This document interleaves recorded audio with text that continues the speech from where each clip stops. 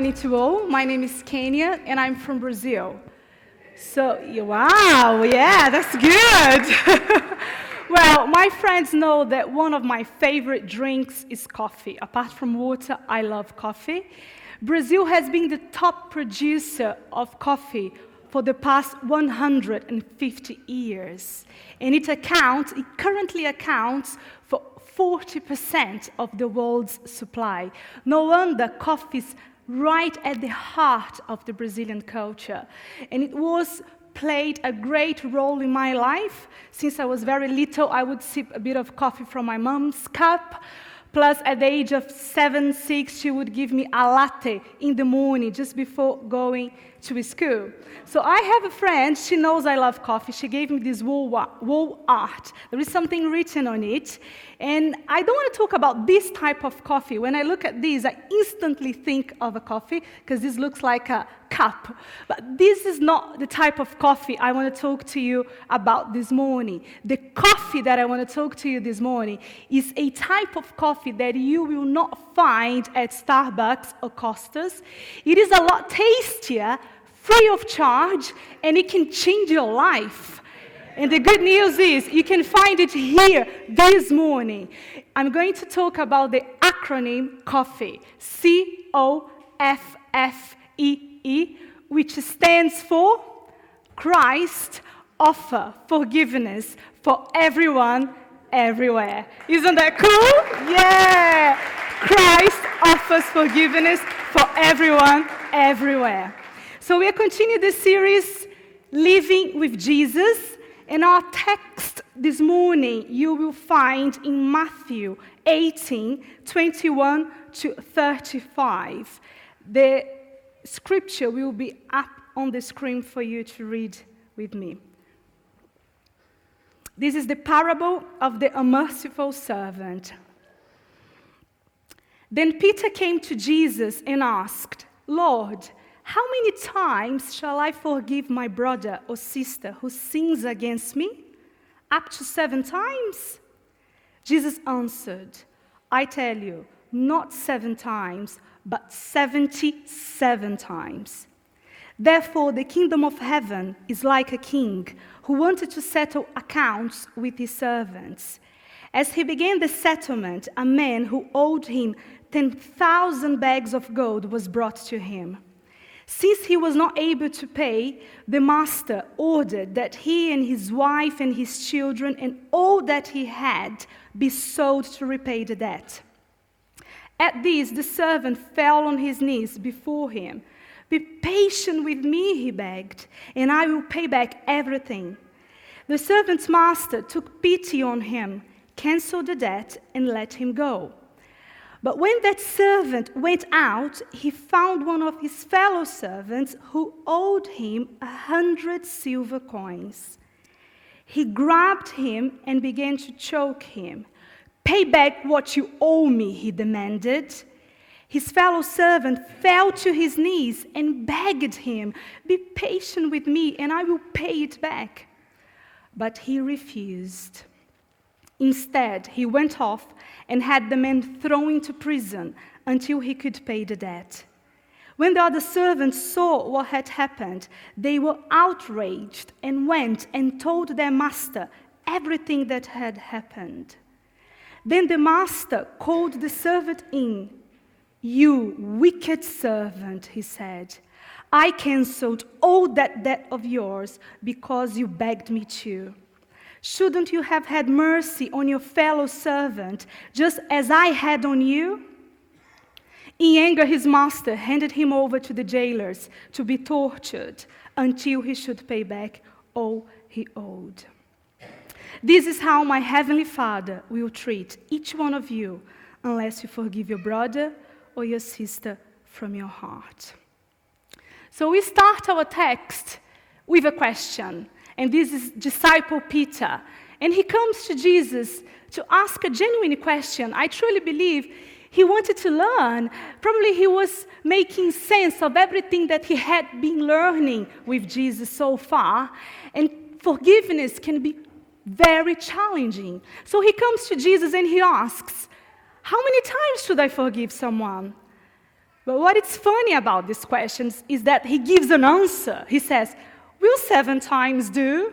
Would that be all right, God? And Jesus thinks, oh, he doesn't get it. I'm going to have to help him with that. So Jesus goes on and tells a parable. He says, no, Peter, not 7 times, but 77 times. So I'll tell you how heaven sees forgiveness. And then he goes on and tells a parable. And then we see in this parable that there is a king, a powerful king, who wants to settle accounts with his servants. And we learn that there is a servant that owes him a lot of money. The Bible says that this guy owed the king 10,000 bags of gold. And I was very curious last night to check how much 1 kilo of gold is worth nowadays. I checked on Google, and in the UK today, 1 kilo of gold is worth £30,000. £30,000. This guy owed 10,000 bags of gold. Can you imagine? We cannot even have a number. Multiply 10,000 by 30,000 pounds. It's just unbelievable. And then we see that the king forgives a huge debt. And we learn that this guy was supposed to forgive his fellow servant as well. So Jesus goes on and explains, as we also have been forgiven a huge debt, we are expected to forgive others. I'd like to unpack a little bit more on this theme of forgiveness this morning, but I'd like to invite you to pray with me before we continue. Father God, thank you for your word. Thank you for your presence here this morning. We thank you for your anointing. And I pray this morning that you will give us good hearts, good soil in our hearts to receive your words. Your words are life and spirit. Your words are seed. Let your seed be planted in our hearts and bear fruit this morning. Lord Jesus, please minister to each one of us. Fill my lips with your words and be glorified in this morning. In Jesus' name, amen. So I'll start by asking a question. Why do we need forgiveness? Why do I need forgiveness? So I checked in the Bible a few things for us to learn this morning. The first thing we find in Romans 3:23. And the Bible says, we all have sinned and fall short God's glory. The Living Message says, we all have sinned and fall short of God's glorious ideal. There is a standard, but we cannot reach this standard. We have all made mistakes. We have all missed the target. No one is perfect. There isn't a human being on this earth that is perfect. We all made mistakes. The second thing you can find in Ephesians 2:1 that says that we are dead in our sins and transgressions. So when we live our lives according to our own ways, our own desires, away from God, independent of God, the Bible says that we are dead. We are separated from the life of God. And the third thing, the Bible says in Ephesians 2:12, without Christ, we have no hope in this world. The Bible reads, remember that at that time you were separated from Christ. You were away. You were foreigners to the covenant. You were without hope and without God in the world. So the picture is really depressing. Our sins separate us from God. Without Christ, we have no hope in this world. But in the next verse in Ephesians, it's very encouraging because it has a preposition that says, but, and I'm going to read that for you. But now, in Christ Jesus, you who once were far away have been brought near by the blood of Christ. So once we were far away, dead in our sins, now we have been brought near by the blood of Christ. And that shows the amazing love we have, amazing God of love we have, a God who has taken the initiative to bring us back into a relationship with Him. Romans 5:8 says that God demonstrates His own love for us in this. While we were still sinners, Christ died for us. So now we have been justified by his blood. The word justified means you are now seen as righteous before God. God is saying to you, you're not guilty anymore. You are just before my eyes because my Son has shed his blood to cleanse you, to purify you. You can become new again. So that's what we learn in this parable. The same way that that king forgave the servant, God forgives us.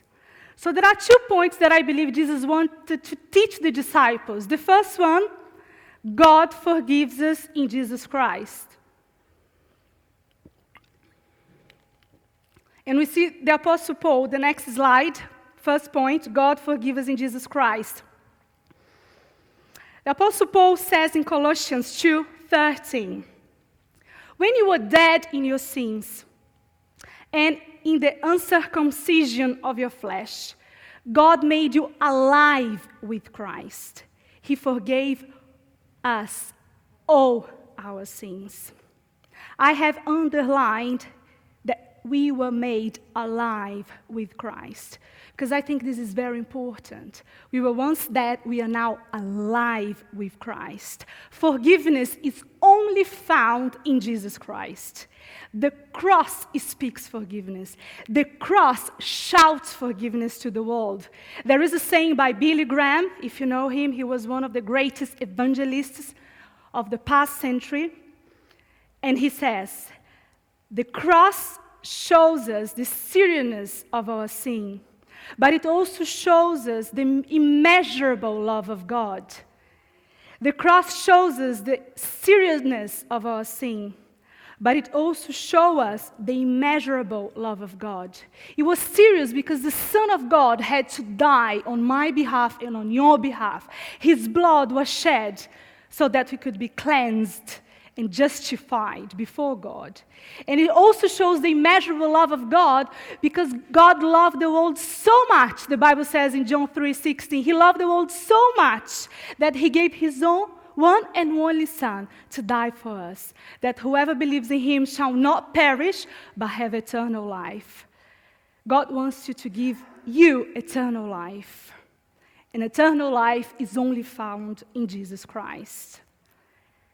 I was reading the other day one of my devotionals, and I read, forgiveness is God's recipe for fresh starts. I love that. Forgiveness is God's recipe for fresh starts. So if you're a follower of Christ here this morning, your relationship with God started in forgiveness. The Bible says in 2 Corinthians 5:17, if anyone is in Christ, the new creation has come. The old has gone. The new is here. So if you're here this morning exploring faith, there is an invitation to you this morning to receive God's love and forgiveness to your life this morning. You can be made alive with him this morning. How do you do that? You might be wondering. Examine your heart. Perhaps you have been living away from God, you have been making your own choices, and you have let your heart be hardened by pride and arrogance. But now it's time to turn to God. Just repent from your sin and turn to God by saying yes to Jesus this morning, to his love for you demonstrated on the cross. And if you do that, you can be made new in Christ Jesus today.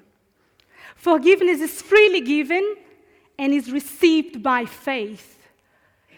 It is given freely. This is what says Romans 3:25. And we are all justified freely by his grace through the redemption that came by Jesus Christ. As I said, God comes to us and declares we are not guilty anymore if we trust in Jesus Christ. No matter what you have done in your past, the blood of Christ is sufficient to cover your past, your present, and your future. You have forgiveness. So receive his forgiveness by faith this morning. Believe and receive it.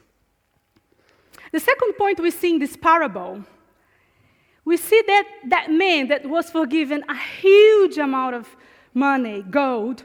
He went out happy, celebrating that he had no debt anymore. And he met up with a fellow servant who was owing him only 100 silver coins. And again, I checked on Google how much 1 kilo of silver is worth today. It is worth 396 pounds. You cannot even compare. The first servant owed 10,000 bags of gold. Each bag, if they were 1 kilo each, costing 30,000 pounds. And this guy, each kilo of silver, today costs 396 pounds. The fellow servant could not find mercy because the wicked servant had a hardened heart. The Bible says that he refused to forgive. We can see this in the Bible. Let's read it together. That we learn that God expects us to forgive others. Verses 32 to 35. Then the master called the servant in. "You wicked servant," he said, "I canceled all that debt of yours because you begged me to. Shouldn't you have had mercy on your fellow servant, just as I had on you?" In anger, his master handed him over to the jailers to be tortured until he should pay back all he owed. This is how my heavenly Father will treat each one of you unless you forgive your brother or your sister from your heart. We see across the Gospels how forgiveness is important in the kingdom of God. It was right at the top of Jesus' agenda. He had already been speaking to the disciples about forgiveness. When he taught them the Lord's Prayer, forgiveness was at the heart of the Lord's Prayer. We see this in Matthew 6, when he's teaching the disciples how to pray. He says, "We will pray, forgive us our debts, as we also have forgiven our debtors." And then he continues to say after the prayer, "For if you forgive other people, when they sin against you, your heavenly Father will also forgive you. But if you do not forgive others their sins, your Father will not forgive your sins." So this is pretty serious. I wouldn't put myself in this position that I don't have God's forgiveness anymore. Jesus is saying, if you don't forgive others, you will not have the Father's forgiveness. We will be cut off from a relationship with Him. You will be cut off from the life Jesus died for you to have, an abundant life. You will not be experiencing what God wants you to experience on this earth. So Jesus warns the disciple, you must forgive others. This is a very important matter. We simply cannot afford having a heart full of unforgiveness and grudges against other people. There is a phrase by Andy Stanley. He is a Christian writer. And then he says, "In the shadow of my heart, forgiveness feels like a decision to reward my enemy. But in the shadow of the cross, forgiveness is merely a gift from one undeserving soul to another. In the shadow of my heart, forgiveness feels like a decision to reward my enemy. But in the shadow of the cross, forgiveness is merely a gift from one undeserving soul to another." So look at the cross. I know forgiveness, to forgive other people can be difficult, can be challenging. Each one of us go through difficult times and seasons. People hurt us, people wound us. But we have a reference, we have an example. We must look at the cross. The cross is the way to forgive. The love of Jesus Christ covers your sins, and it also gives you the power to let other people off the hook. You have been forgiven, so you can forgive. However, God will not make you to forgive people. It is a choice. It is my choice. Forgiveness is not a feeling, it's a decision. Forgiveness is not a feeling, it's a decision. Don't wait to feel like forgiving someone. Don't wait to feel that you're compassionate enough, that you're loving enough to forgive someone.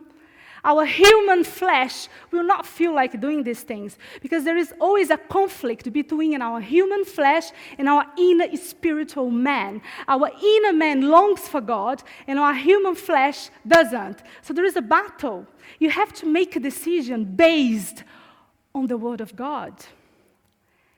And also, the Bible says that we are not to live by sight, but we are to live by faith. We are not to live based on our emotions, on circumstances, but we are to live by the Word of God.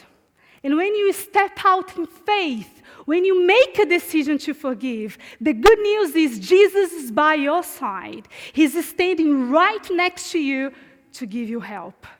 He's with you. You're not going to go this journey on your own. He's with you. His presence, His Holy Spirit. We see across the Gospels, all the letters, Paul instructs the churches to forgive always. There is one verse in Ephesians 4:32 that reads, "Be kind and compassionate to one another, forgiving each other, just as in Christ, God forgave you." Just in Christ, God forgave you. In my own life, forgiveness was very personal. I'm only child, and I grew up in a household where my mom was really present. My father was present physically, but not emotionally. So in a lot of times, in seasons of my life, he was not there. He didn't take part in important matters of my life. But as I grew during my childhood and teenage years, I never realized that deep down there was a void, a hole. I never took notice. But after I got married and I had my kids, not long ago, about 2 years ago, the Lord showed me. He revealed to me, there is something in your heart, there is a hurt. You missed your dad, so you must deal with it. You have to forgive him because he was absent, and you do miss him until now. So 2 years ago, at the same year, the Lord revealed that to me. I got a call from Brazil, and my father had been diagnosed with a type of leukemia. This was just before the summer holidays. So I decided to go, take advantage of the holidays. But as I was preparing to go to Brazil, I was praying and I was asking the Lord, Lord, please provide an opportunity, a time that I'll have with my dad, that I can tell him, even though he doesn't know that he has hurt me, I will choose to tell him, I missed you, but I forgive you and I love you. So I got there, the Lord was so amazing and merciful, and I felt that from the first day I got there, my dad was drawn towards me in a way that he had never been before. It was different. And then in one afternoon, we got to talk, and I approached him and I did say, Dad, I missed you were not there for me when I was a child and a teenager. And then he said, me too. And then I said, I forgive you. Because now I know that he couldn't give me what you never received. His dad passed away when he was 5 years old. You couldn't have provided to me a love that you never experienced yourself. I love you. And then he said, likewise. He couldn't say, I love you. My dad was pretty broken emotionally. But I got to pray for him, and he had tears in his eyes.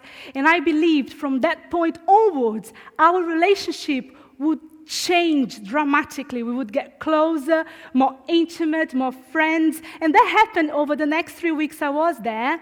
Before I left for the UK, we got really connected in a way that we had never been before. We got to talk about the Bible, God, and we went out for coffee, for dinner, just the two of us. We enjoyed ourselves, and I enjoyed my dad for the first time in my life at the age of 38. I truly believe that when I forgave him, something shifted in the spiritual realm, something happened, and we got connected. So I left Brazil end of July, end of August. Sadly, 3 months later, my dad passed away very unexpectedly of a disease that I never knew about it. It wasn't the leukemia, it was something else.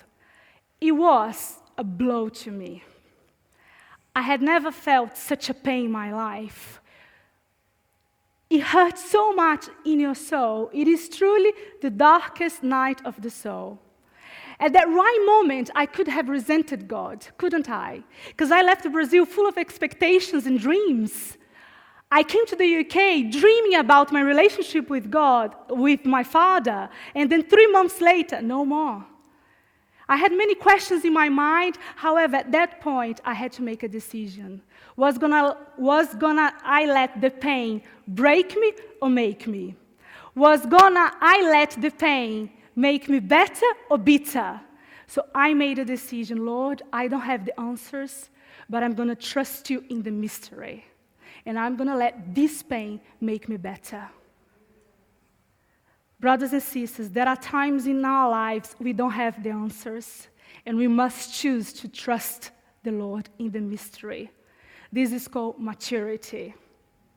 Knowing that He is good, and He has a plan, He has a hope and a future for us. So unforgiveness will bring torment to your life. Unforgiveness is very dangerous, actually. It may grow into bitterness and resentment, and the Bible warns us against a root of bitterness. I'm going to quick read from the Living Bible. It says, "Watch out that no bitterness takes root among you, for as it springs up, it causes deep trouble, hurting many people in their spiritual lives." So bitterness will bring trouble into your emotions. Bitterness and resentment will incarcerate your emotions. You are the one that is going to be in prison, not the person who offended you. And also, bitterness will contaminate those around you. It will interfere in your relationships. So we must protect our hearts. Bitterness and unforgiveness will most definitely steal your joy and peace. You will be tormented. You will not have joy in your life.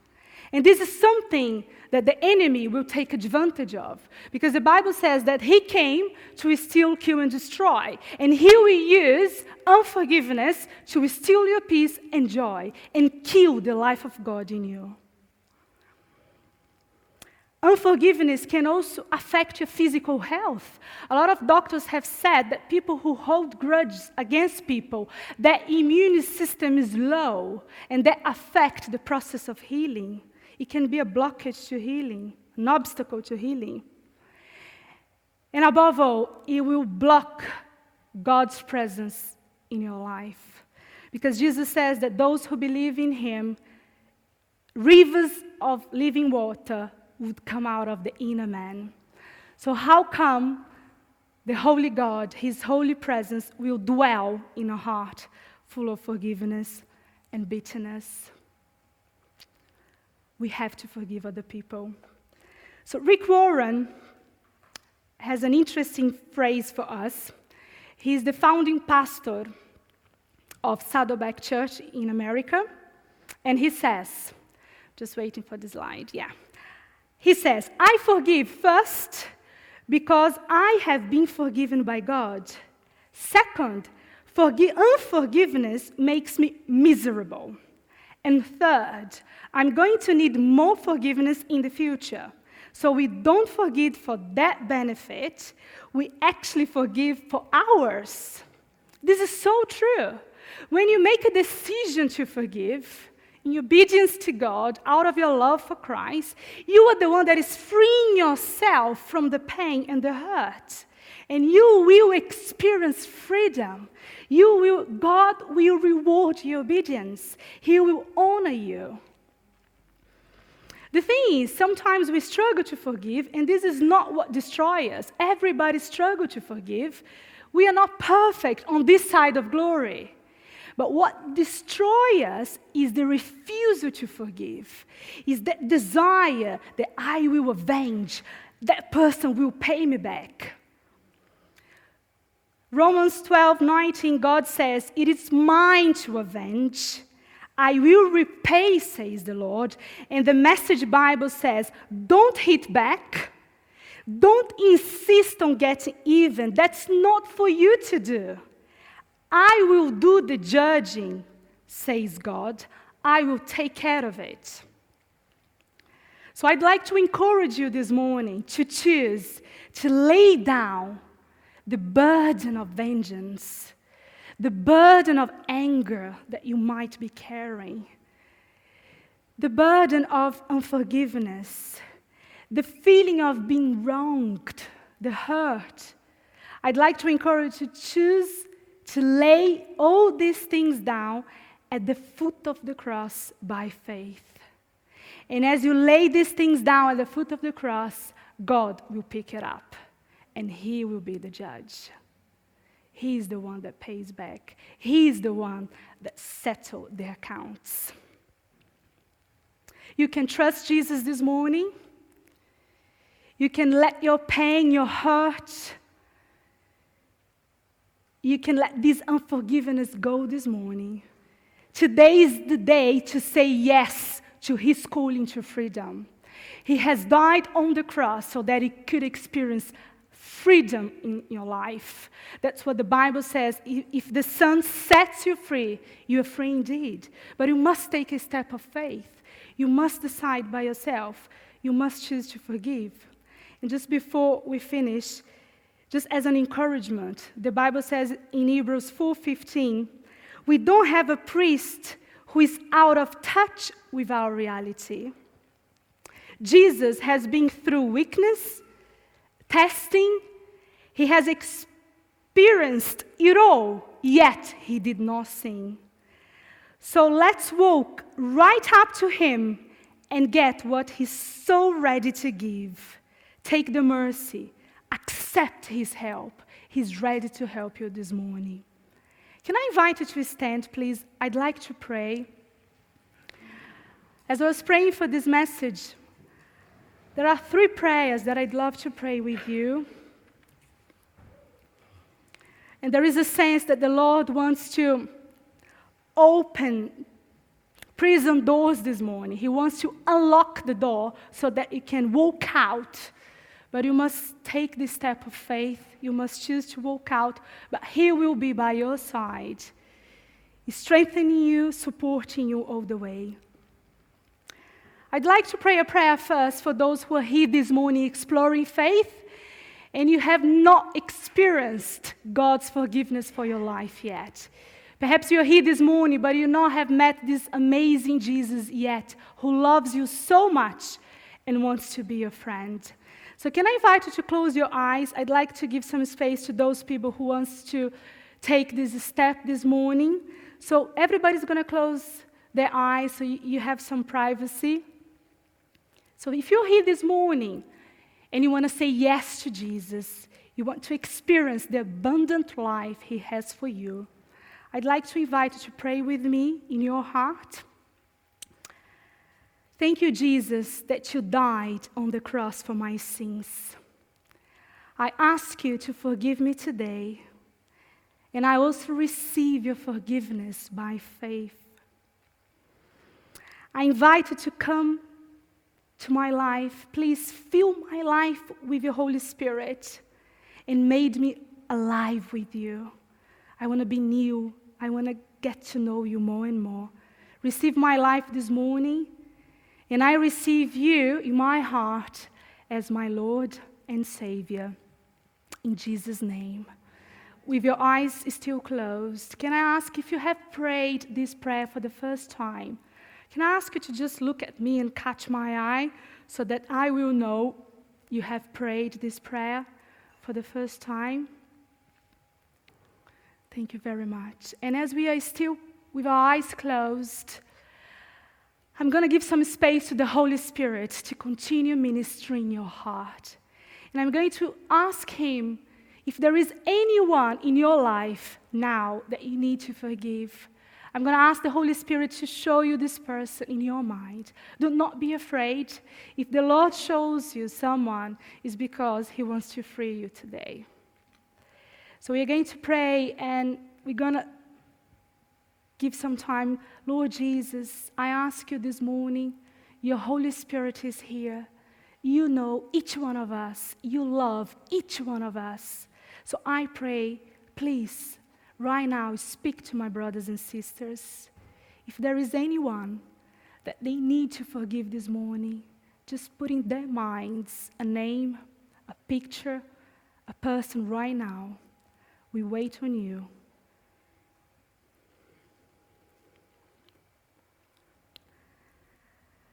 I'm going to pray a prayer to forgive this person. So if you'd like to pray this prayer with me in your heart, feel free to say the person's name, but just join with me in this prayer. The Lord sees your heart. He knows you, and He's here with you. We can be confident that you can find help in His presence. Lord Jesus, thank you for forgiving me. Thank you that your love covers my sins and also empowers me to forgive other people. So by faith, I make the decision to forgive this morning this person. So I forgive in the name of Jesus.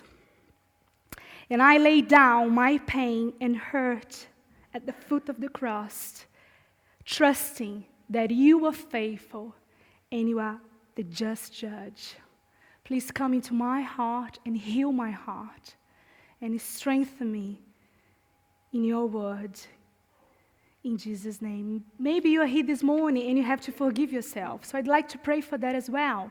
Because sometimes we do things in our lives and we are the ones that need forgiven. So if you're here this morning and you need to forgive yourself, let's pray. Father God, I just pray now that if there is anyone here in bondage because they cannot forgive themselves, I pray that you will show your love to them. And I pray that this person is now empowered by your Holy Spirit to let it go and to receive your love and to know that you have a good plan for our lives. You are good. You have a future. You have a hope. And if by any chance there is anyone here who resents you as well, things happen in our lives. Sometimes, most of the time, we will not say that we resent God. We blame you, but we don't say this to people. We feel ashamed. But I want to pray right now, if by any chance you have resented God for anything in your life, just let that go in Jesus' name. Just receive the peace and the forgiveness and the life He has for you today. I pray that you will reveal yourself to your people, Lord. They will get to know you more and more. They will experience your love and your presence. They will know they can trust you because you are the same today, yesterday, and forever. You never change. You are an everlasting God who loves us forever. I pray that your love will be manifested in their lives and they will be healed in Jesus' name. Amen.